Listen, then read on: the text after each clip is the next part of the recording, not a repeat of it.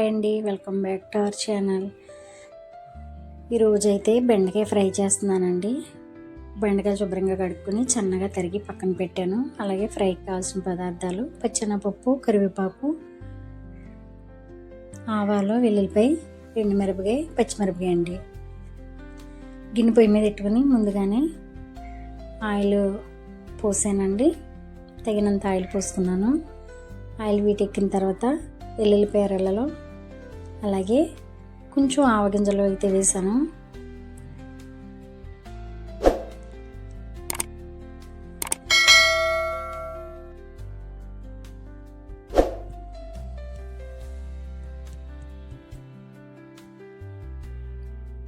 ముందు తాలింపుకి ఎప్పుడు కూడా అండి ఇలాగ ఫ్రైలకు కావచ్చు, చారుకి కావచ్చు, తాలింపు పెడతాం కదా, దాంట్లో ఫస్ట్ వెల్లుల్లిపాయ, పచ్చెనపప్పు వేసుకోవాలండి. కరివేపాకు, ఎండుమిరపకాయ, జీలకర్ర ఫస్ట్ వేస్తే మాడిపోతాయి వేగేటప్పటికి.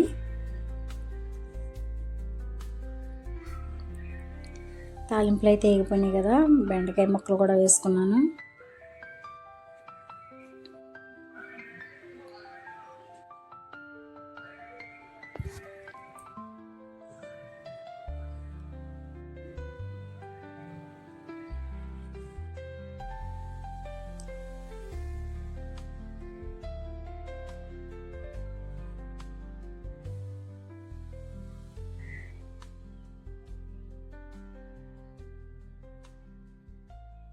మూత పెట్టుకుందాం ఒకసారి.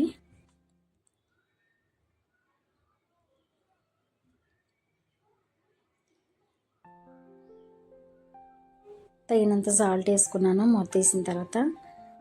అలాగే కొంచెం పసుపు వేసుకున్నాను. పసుపు ఎక్కువ వేసుకున్నా పర్వాలేదు అనుకో, ఇష్టం అది. ఒకసారి సాల్ట్, పసుపు ముక్కలకు పట్టేటట్టు కలుపుకుంటున్నాను.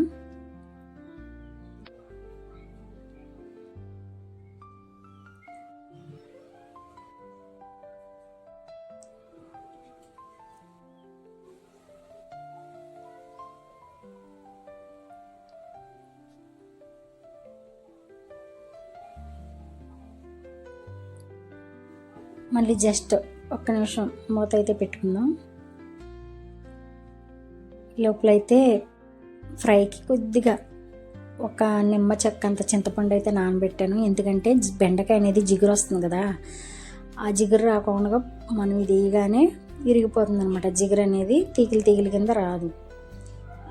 కొద్దిగా వేసుకోవాలి అంతే, పులుసు కింద వేసుకోకూడదు. ఒకవేళ మీకు ఇలా బెండకాయ ఫ్రైలోను ఇలాగ చింతపండు వేసుకోవడం ఇష్టం లేకపోతే పెరుగు ఉంటుంది కదా, పుల్లట పెరుగు, అది 2 చెంచాలు వేసిన బెండకాయ ముక్కలు ఒకదానికి ఒకటి అతుక్కోకుండా విడివిడిగా వచ్చేస్తాయండి. ఈ చిట్కా మీకు నచ్చితే ఫాలో అవ్వండి. చూసారా, చింతపండు గుజ్జు అనేది కొంచెం వేసాను.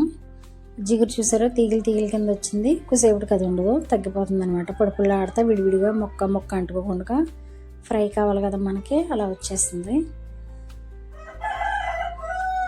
అబ్బా, నేను డబ్బుని చెప్పినప్పుడే కోళ్ళు వస్తాయి.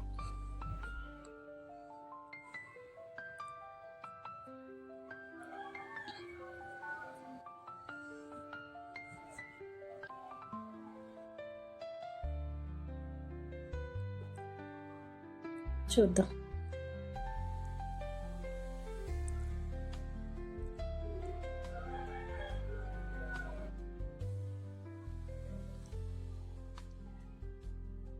బెండకాయ ఫ్రై అయితే అయిపోయిందండి.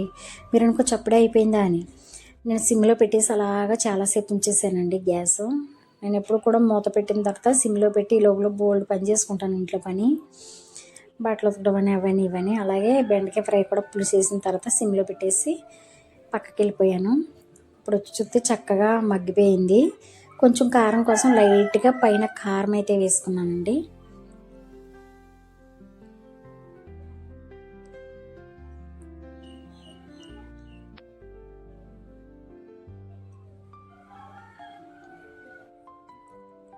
వేడివేడి అన్నంలో బెండకాయ ఫ్రై అంటే, బెండకాయ పులుసు అన్న ఇష్టమైన వాళ్ళు వేసుకుంటే చాలా బాగుంటుందండి. అలాగే లాస్ట్లో గార్నిష్ కోసం కొంచెం కరివేపాకు వేసానండి. ఎప్పుడైతే రెడీ అయిపోయింది.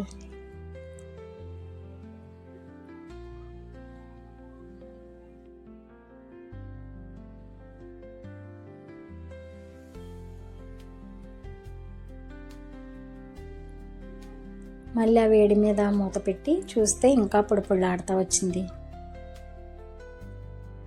మా వీడియో మీకు నచ్చినట్టయితే వీడియోకు లైక్ చేయండి. అలాగే మొదటిసారి మా ఛానల్ చూసినట్టయితే ఛానల్ సబ్స్క్రైబ్ చేసి వీడియోకు లైక్ చేయండి.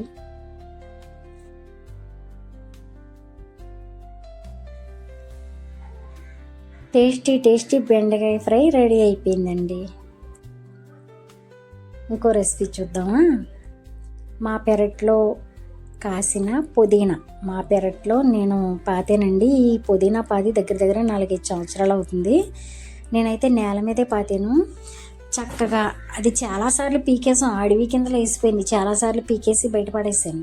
అలాగ 1 రెల్ల 3 రెల్లో 4 రెల్లో అలా ఉంటే అది దాన్ని బట్టి సిగురు వస్తుంది. అదైతే చక్కగా కోసుకొచ్చి పుదీనా పచ్చడి అయితే చేస్తున్నానండి. పుదీనా అయితే కొంచెం కాడలతోనే కోసుకున్నాను. సిగురులు కోసి క్లీన్ చేసి పక్కన పెట్టాను.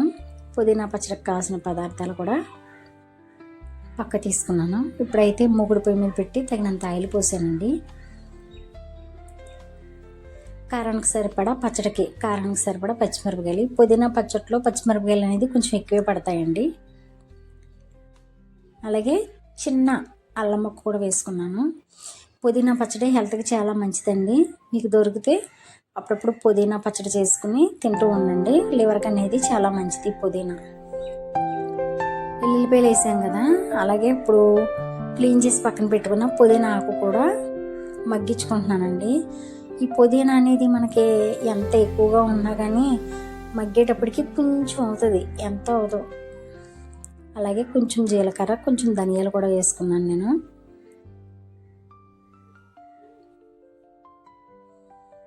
తగినంత కళ్ళుప్పు.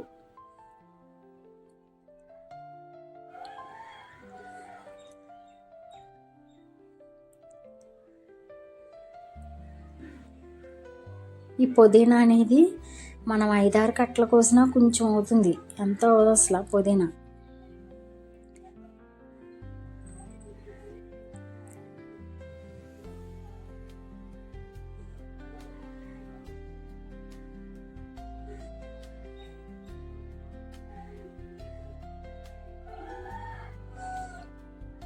చిటికెడు చింతపండు కూడా వేసుకున్నాను.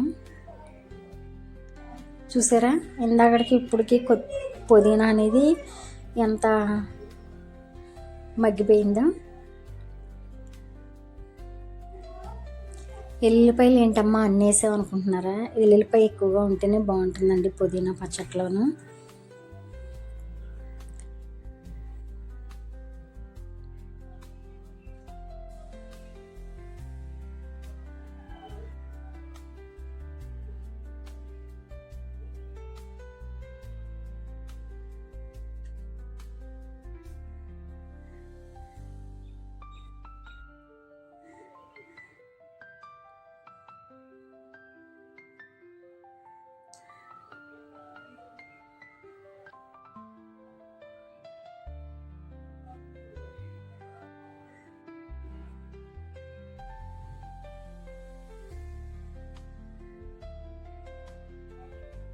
మగ్గిపోయినాయి కదా, మొత్తం నీరంతా లాగేసింది. ఇప్పుడైతే మిక్సీ పట్టుకుంటున్నాను పచ్చడి.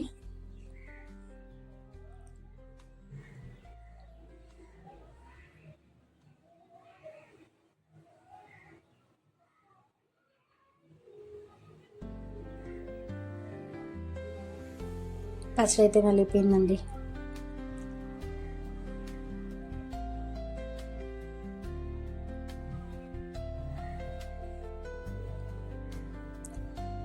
పుదీనా పచ్చడి అనేది మనం కొంచెం తిన్నా హెల్త్కి అయితే చాలా మంచిదండి. పుదీనా అనేది మీకు అందుబాటులో పుదీనా ఉంటే కనుక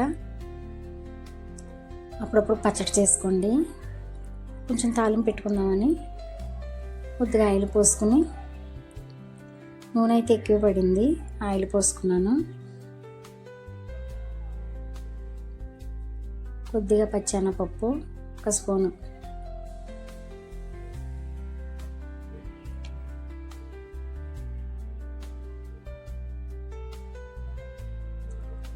కొంచెం వెల్లుల్లి రబ్బలు, అలాగే 2 ఎండుమిరగాయలు, కరివేపాకు రబ్బ వేసి తాలింపు అయితే పెడుతున్నానండి.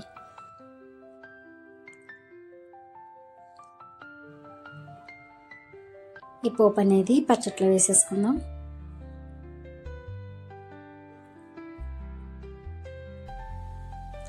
టేస్టీ పుదీనా పచ్చడి రెడీ అయిపోయిందండి. ఈ పుదీనా అనేది ఎక్కడైనా చాలా ఈజీగా లేగుతుంది.